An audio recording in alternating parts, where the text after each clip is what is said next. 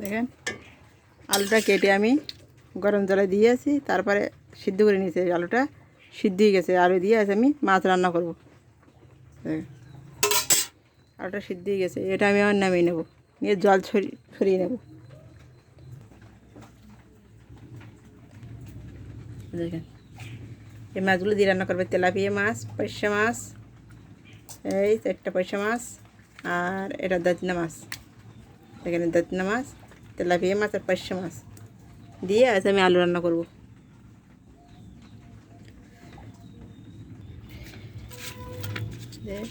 হলুদ আর লবণ মেখে নিয়েছি, মাছগুলো এবার ভেজে নেব। আর আলুগুলো ঢেলে দিয়েছি, সিদ্ধ আলুগুলো ঢেলে দিয়েছি, এগুলো জল সরিয়ে নেব।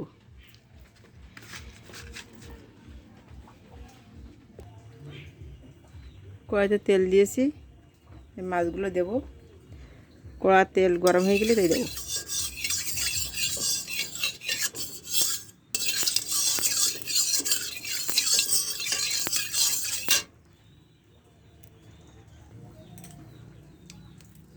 এগুলো ঘেরের মাছ, আর কড়াটা ভালো করে গরম করে নিলে মাছগুলো আর লাগবে না, লেগে যাবে না। তার জন্য কড়া আমি ভালো করে গরম করে ওর ভিতরে ধাঁড়িয়ে নিচ্ছি। দেখেন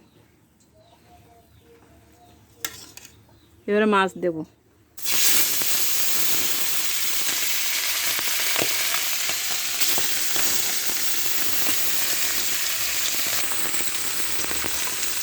একটা মাছ দিলাম, এগুলো পরে দেবো। আপনারা কড়াটা একটু ভালো করে গরম করে নেবেন, নিলে মাছটা আর লেগে যাবে না। দেখছেন? এই দেখেন লেগেছে, লেগেছে। দেখছেন কীভাবে সবার সহজ করে মাছ উঠে যাচ্ছে।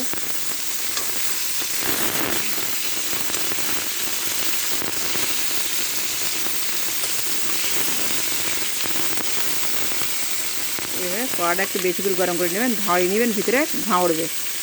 হালকা হালকা ধোয়া, বেশি ধোয়া না, কিন্তু বেশি ধোঁয়া উঠলে পুড়ে যাবে, মাছ কড়াটার ভিতরে ধরে উঠবে। কিন্তু হালকা একটু ধোঁয়া উঠবে, তখন মাছগুলো দেবেন। দেখবেন একটা মাছ লাগবে না, আমার মতন সবার সহজ করে উঠে যাবে। এই দেখেন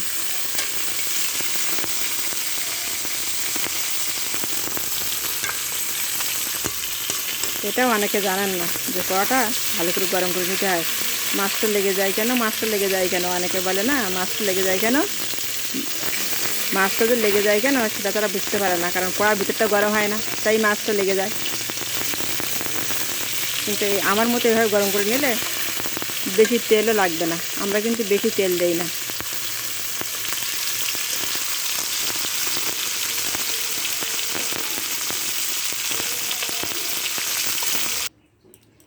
মাছগুলো ভেজে আমি উঠিয়ে নিয়েছি, এবার আমি এই মাছগুলো দেব। দেখেন এটা দাঁতনা মাছ।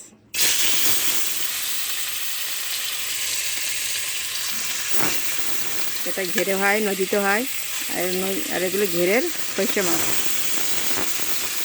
পয়সা মাছ আর একটা দাঁতনা মাছ।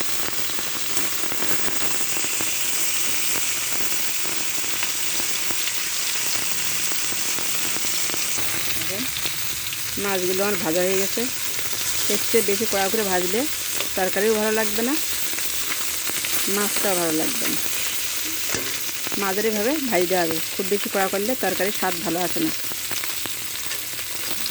এবার আমি মাছগুলো উঠাই নেব। দেখেন 7টা মরিচ আমি ভেজে নেব।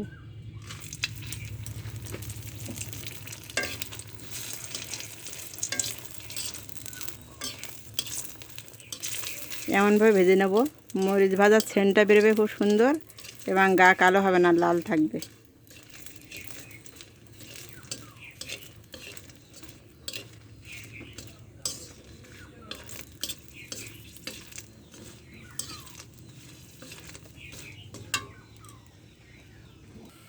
দেখেন মরিচগুলো আমার ভাজা হয়ে গেছে, এবার উঠাই নেব।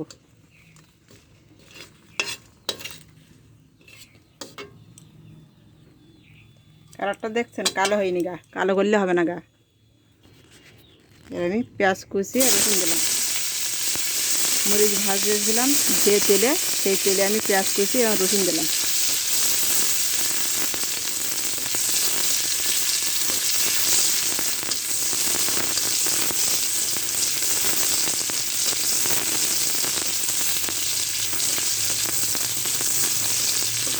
দেখছেন তেল দিয়েছি, তেল অল্প, আমি বেশি তেল দেই না, আমরা বেশি তেল খাই না। এভাবে সাধারণভাবে আপনারা রান্না করবেন, দেখবেন খুব সুন্দর লাগবে হালকা তেলের রান্না।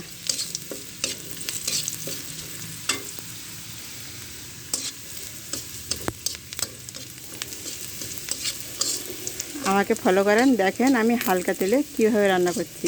হালকা তেলে রান্না খুব সুন্দর লাগে খেতে। এই যে পেঁয়াজ কুচি আর রসুন ভাজা আমার হয়ে গেছে। এবার আমি যে আলুটা সিদ্ধ করে রেখেছিলাম সেই আলুটা দেবো।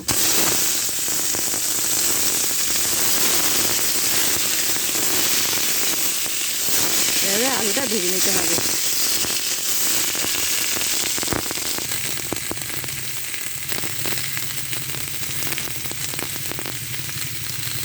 পরিমাণ মতো লবণ দিলাম।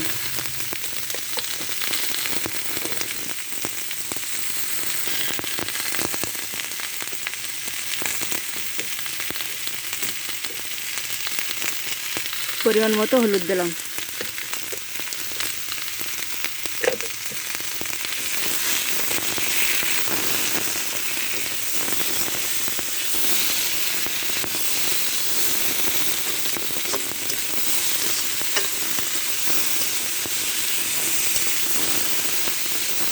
লবণ আর হলুদ দিয়ে আমি এভাবে ভেজে নেব।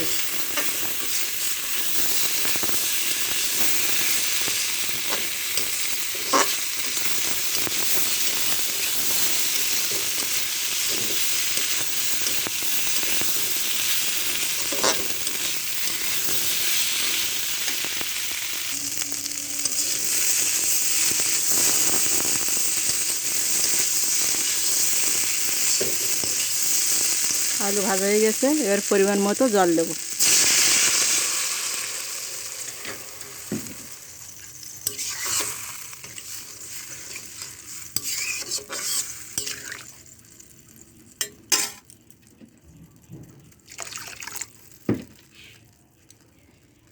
এবার আমি 2 মিনিট ফুটিয়ে নেব। দেখেন শাহি জিরা, গোলমরিচ আর কালো জিরা এগুলো আমি একসাথে বেটে নেব। দেখেন এই যে মরিচ, কালো জিরা বেটেছিলাম, আর যে শুকনো মরিচটা ভেজেছিলাম লাল করে, সেই শুকনো মরিচটা আমি এর সঙ্গে বেটে নেব। এই যে একসাথে আমি এভাবে বেটে নেব।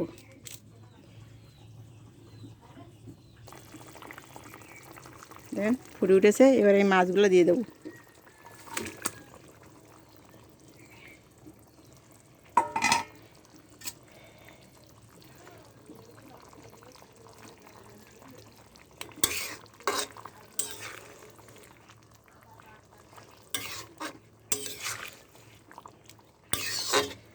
মাছগুলো দেওয়ার পরেও আমি 2 মিনিট ফুটিয়ে নেব।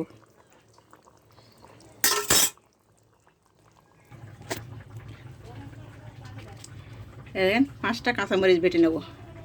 এই যে ভাজা ঝাল বাটা হয়ে গেছে, 5টা কাঁচামরিচ একসাথে বেটে নেব।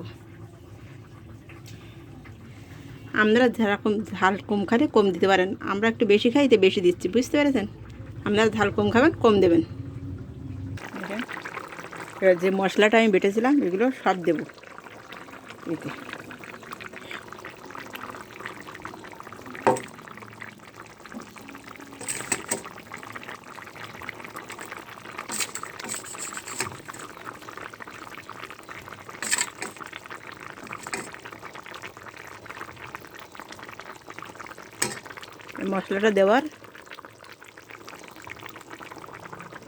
মশলাটা দেওয়ার পর আমি 1 মিনিটের জন্য ঢেকে দেবো। 1 মিনিটের জন্য ঢেকে দিলাম। দেখেন 1 মিনিট পরে ঢাকনিটা আমি উঠাইছি, এবার নামিয়ে নেব। দেখেন আমি কিন্তু তরকারিতে গরম মশলা দেইনি, ভাজা মরি দিয়ে কীভাবে তরকারি রান্না করছি, আলু দিয়ে মাছ আপনারা দেখছেন, এভাবেই রান্না করবেন। যারা গরম মশলা খেতে পারেন না তারা এভাবে রান্না করবেন, আরও সুন্দর লাগবে তাদের খেতে। আর আমার এই রান্নাটা যদি ভালো লেগে থাকে তাহলে সাবস্ক্রাইব করে দেবেন।